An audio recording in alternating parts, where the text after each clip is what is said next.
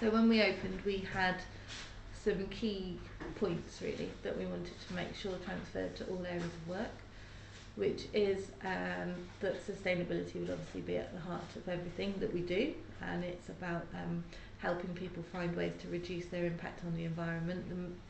One of the biggest impacts obviously is carbon emissions, but that we would do it in a way that was engaging and positive, that there wouldn't be any finger wagging, that it's not about making people feel guilty, but that it's actually about helping people find positive experiences.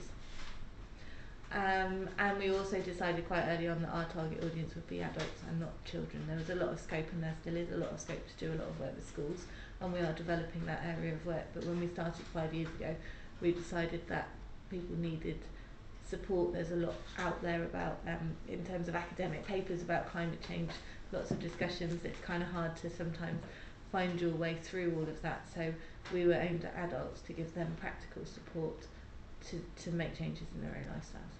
We work on a whole range of projects, so they've kind of developed over time. So some of the first projects that we set up were our garden project out here. So every Thursday morning we have a team of volunteers who come and work with our coordinator to develop the space that was a lawn but is now our vegetable plots. So we have a wildlife area, permaculture inspired garden, forest garden, allotment plots, a herb garden, which was designed by one of the local school children.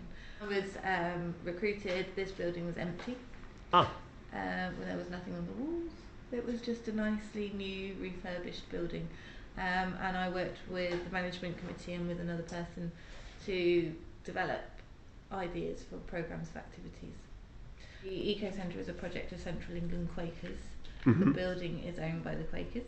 Right. And the funding came from the sale of another Quaker meeting house to renovate this building in a sustainable way. So it was a second-hand bookshop, and the tenancy expired, and the tenant moved out, and the building, this room, needed repair. And so they decided that they would do it up with as many sustainable features as they could. Right. So we have a solid wall building, and it has internal solid wall insulation. We had, when we opened, a solar panel for hot water. We have a air source heat pump because there's no gas. The air source heat pump converts heat from the environment outside. We also have this big ventilator system up here, which is a heat exchanger, which make sure that you get fresh air in the building. So all those features were put in, and whilst they were doing that project, they decided to open the Ecocentre as a public building for people to come in and get practical support on doing the same sorts of things in their own homes. So we also set up quite early on a sewing and crafts group, which was about reusing materials. Obviously you've got your 4 R's as kind of a central concept of sustainability, so repair, reduce, reuse and recycle. The sewing group is obviously about repairing and reusing.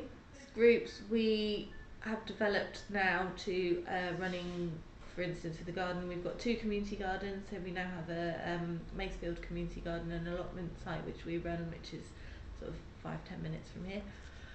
It's a much bigger site, and we have on site a forest school and outdoor learning area. We have a polytunnel. We have an earth oven, and we're about to build a second one. We're building compost toilets, herb spirals, plastic bottle greenhouses, and it's just fabulous. It's a beautiful oasis of calm in the urban south of Birmingham. Other people have set up a project called Urban Harvest, and they came to us 2 years ago and said they couldn't continue it and could we support them. So the first year we helped them pick fruit. The second year we took it over and we crowdfunded £10,000 to continue the project, which is to pick fruit that would be left to rot. So it's in private gardens and on community land. We go into people's backyards basically and pick their fruit and take it away and give it to schools, children's centres. We've given it to the South Birmingham Homeless Project to change kitchen to local businesses that need access to fresh local fruit. We've made jams and chutneys and preserves, we've made juice, and so we're selling some of that to put money back into the project. We also plant trees, so we've got an orchards and woodlands project. In the 2 years between 2012 and 2014, we planted 1,600 trees, created 20 community orchards. The next phase of that project is to plant another 2,000 trees over the next 2 years. As long as there's a group of people who are willing to take ownership of those trees and look after them, then we'll plant them in community land, but they're not for private gardens.